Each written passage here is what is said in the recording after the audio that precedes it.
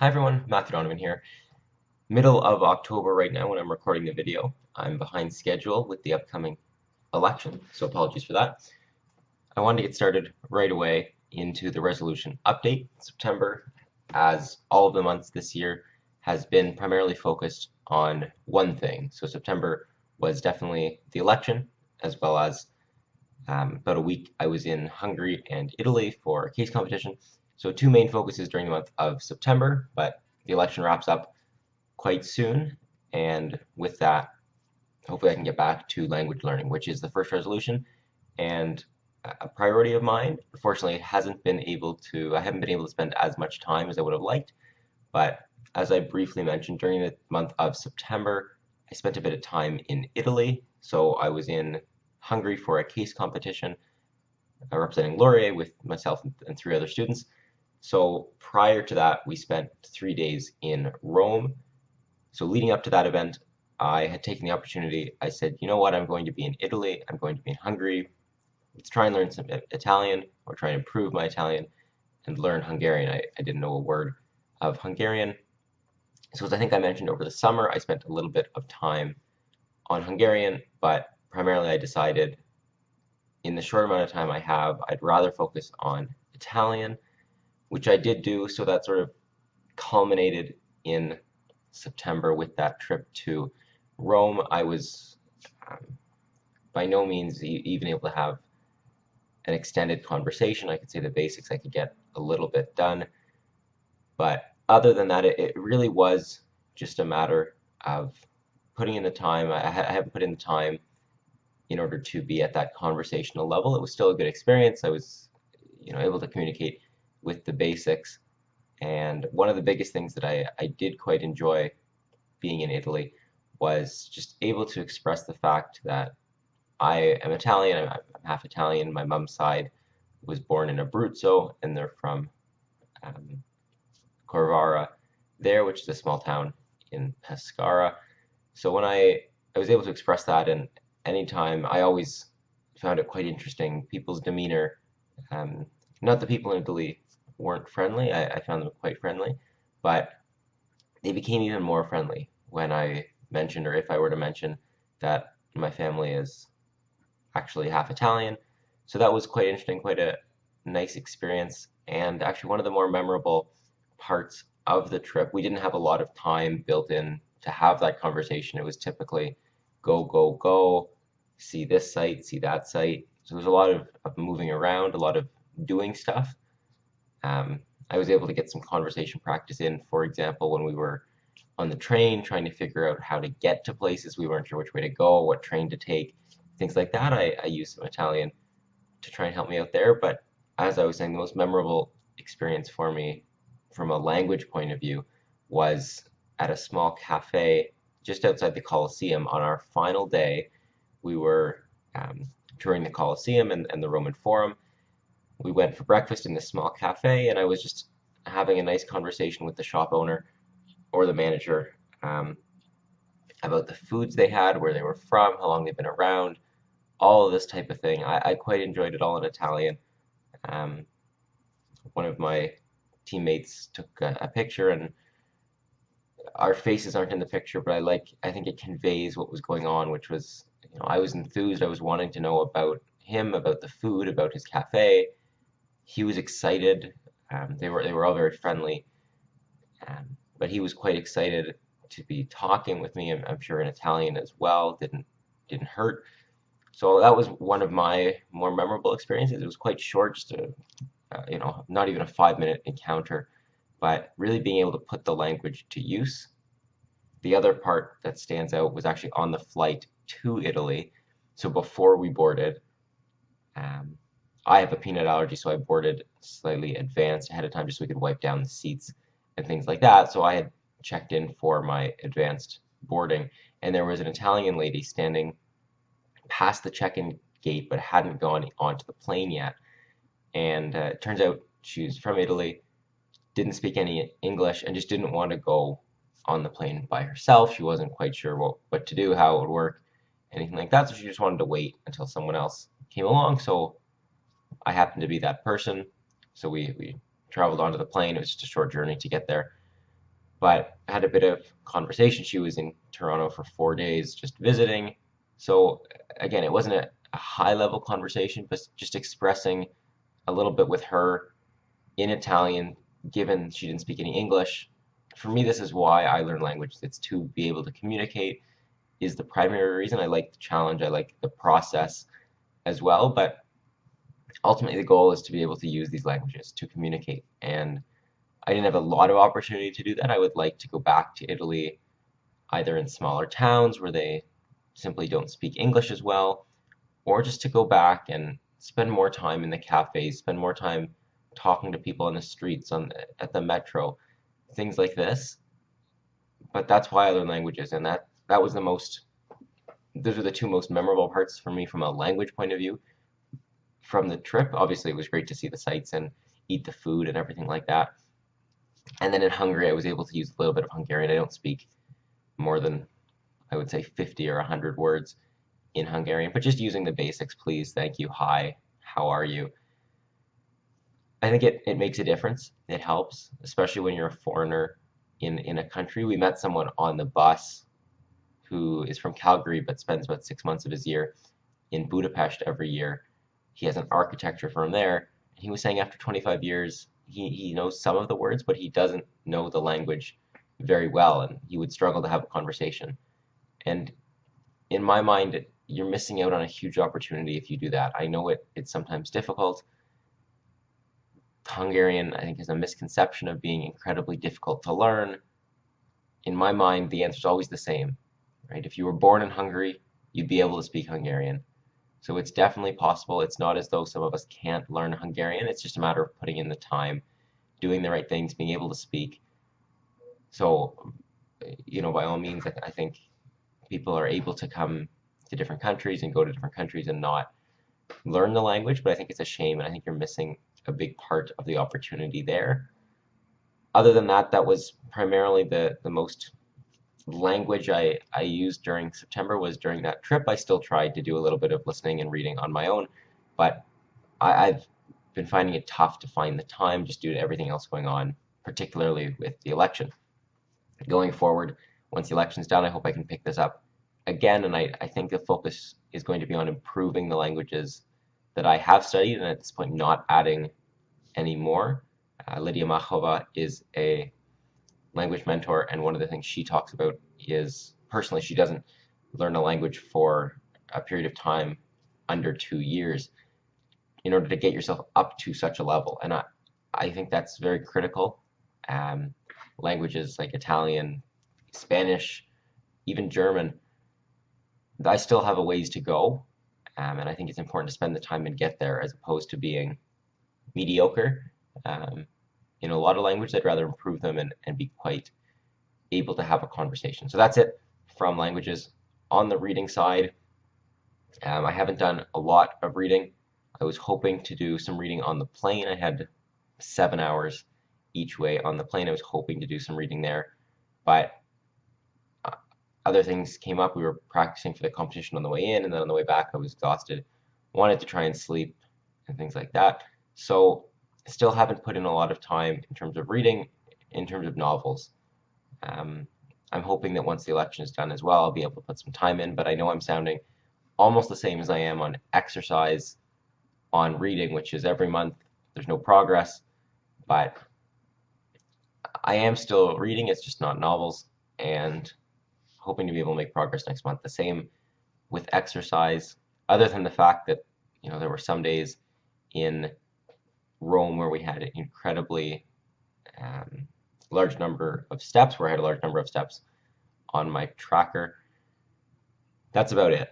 The day we toured the Vatican, I believe it was 30,000 steps I was able to get to. I remember the rest of us, the rest of the group got in about, I don't know the time, maybe 11 o'clock or 11:30 in the evening, and they wanted to go to bed, and I said, no, I've got to walk around for another 5 minutes. I think I was at 29,500 steps, and I said, I want to hit 30,000 today. That's a personal record for the number of steps. It was a lot of walking in the Vatican, but I don't count that as exercise. I need to get more serious in terms of running or biking or swimming again, which all of those I quite enjoy. So just making sure I spend the time to get that done. Co-op is the next goal, and again, going forward, I'm planning to change these into be a 4-month sort of rolling stream. On the co-op front, I can continue to work for Sun Life. There wasn't a lot during the month of September. One of the great benefits of being on part-time for Sun Life is just my workload can shift depending on my time availability. So because I wasn't here for that period of time in September, and because I've been quite busy with the election, I've pulled back slightly from the work at Sun Life. I still continue to do some work there, and in fact, it's picked up during the month of October with a couple of projects, new projects to work on. But at this point, I'm waiting until the election is over to make a determination on what I'd like to do next summer for my co-op, because there's plenty of opportunities to either work locally, go to Toronto, go further away, and I don't know what to do yet. It's going to depend in part due to the election, so I'm waiting until that happens to have any updates there. And finally, involvement. So I have a couple of things listed on my website, but just to recap, the primary things that I've been involved with starting this term and really going on in September are case competition teams. So I was in Hungary for a competition there. I'm a teaching assistant for first year business. I'm on the emergency response team and running for school board trustee. So I'll just go one by one and briefly speak to them. So in Budapest, we had another great showing. In fact, we were able to come first out of 12 teams competing in Budapest. So a great opportunity and a great performance by the team. We were actually quite surprised and quite excited by the 2 cases we had to solve. One was on the transit system within Budapest, very similar to the TTC, for those of you more local to Toronto. Really, they wanted to know, how do they grow, how do they embrace the fact that there's all these other competitors and try and build an integrated transit offering. So that was the first case. It was an interesting one to work through. And the second case went in a different direction than what we expected. It was OTP Bank, so a big bank in Hungary. We had expected something to do with technology or innovation or disruption. It turns out they wanted to know how to keep the wealth and the net worth from their high net worth clients at OTP Bank when the clients pass away. So primarily, you have high net worth individuals who may pass away. The money gets passed on to the children who may not be banking with OTP, who may be out of country, and the money leaves. So it was a matter of how do we ensure that the money can stay with OTP and also continue to grow going forward. So very interesting cases, and the banking one especially was our final case, and it went in a different direction than what we expected, and we were quite pleased to see that. It was an interesting challenge, and it was great to work on that. So a great showing there. And other than that, we just continue to practice for upcoming competitions. So back to that practice stage every Sunday, spending 3 or 4 hours in resolution, coming up with our presentation and then presenting feedback and all that. It typically is every Sunday for a good between 6 to 8 hours, depending on how the day is laid out. But again, I quite enjoyed that, problem solving, the thinking through problems and solutions. I love doing that. As a teaching assistant, starting in September, I'm actually doing 3 labs instead of the typical 2, so 50% more capacity there. I quite enjoyed it. I've got 70, 75 students this term in all 3 of my labs. It's great to, again, go through it's BU 111 again, which is the same course that I've been a TA for the past, this is my 4th term now doing that. So it's always great to do that. And this semester is off to a good start there. My primary reason for taking a 3rd lab is, yes, it's 50% more work, but the primary bit of work, the marking of the midterm, marking of a couple of reports, and the final exam happen later on in the semester, so the election will be done by that point. That'll open up some time in my calendar, and I'm not one to enjoy free time. I like to keep myself as busy as possible. So that was one of the primary reasons, plus someone had to do it, and I'm more than willing to help out the professor who wanted to do it, or sorry, who's teaching the course and who asked me to do it. 3rd involvement is the emergency response team. So it's been a slow start, just the way things normally are. We had orientation week during the first week in September, so I helped out with that, all the incoming university students. That's always a great experience. It's a much smaller team than it has been in the past, and because of that we had a lot of returning members, so a good number of people I'd worked with last year as well, but still 4 or 5 new members out of 20, 25, so about 20 to 25% of the team was new, but it felt like a large number of returning people. We still know everyone, and it's a great environment, it's a great atmosphere. The primary reason I do that and I stay involved is for the people. It's a great group. I obviously love helping out on campus as well, but it's a great group of people to spend time with, and it's a different group of people than I normally would interact with in the business faculty for the case competitions or being a teaching assistant. So orientation week was great there, and then slightly relaxed when I was in Italy and Hungary for the competitions. And then ever since I've been back, it's been status quo. I'm the promotions executive, so making posts on Facebook, Instagram, and Twitter. We're trying to get a website going, so hoping to meet during the month of October, November to get that finalized. But other than that, I love it. Continue to stay involved with that in the capacity that it demands.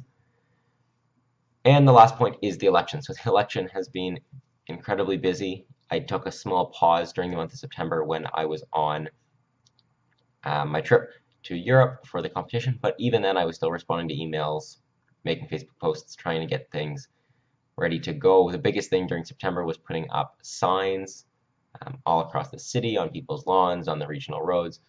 It's an interesting experience, and I think that's one thing that I will echo all the way through the campaign is starting in July, when I put my name forward, I understood what the role of trustee was, and I understood what I was signing up for in terms of that, but I didn't quite understand everything that goes on with an election. I'd helped Barb Shaughnessy with her election 4 years ago, or with her campaign in Caledon for regional council, but it's different to be the one running, to have to do all of the tasks that come up on a day-to-day basis, the administration, and things like that. Don't get me wrong, I quite enjoy it, but it's been a learning curve. Days I wake up, emails, questions coming that I don't know the answer to. I've got to find the answer to, figure out how to proceed, what the right thing is to do, and also dealing with the back end of the promotion, Facebook ads, creating videos. One thing I was quite pleased to see during the month of September, one of my campaign promises is to record board meetings, post them on YouTube, post them on my website to have greater transparency to the public. So during the month of September, I arrived at one of the board meetings. I brought my laptop, I brought my webcam. I was hoping to live stream, similar to what I do here. I just record and upload later, but I was hoping to live stream. Unfortunately, YouTube is blocked on the public Wi-Fi at the Waterloo Region District School Board. So that's the same Wi-Fi that all the students use. So they have YouTube, Facebook, and Twitter blocked, for example. So I wasn't able to live stream, but I planned ahead. I brought my video camera as a backup and just recorded on that, and then uploaded the following day. I had to merge everything together and upload to YouTube, but it's a simple and painless process that, again, I plan to continue when elected. I think it's great for transparency and to communicate what's going on to the general public.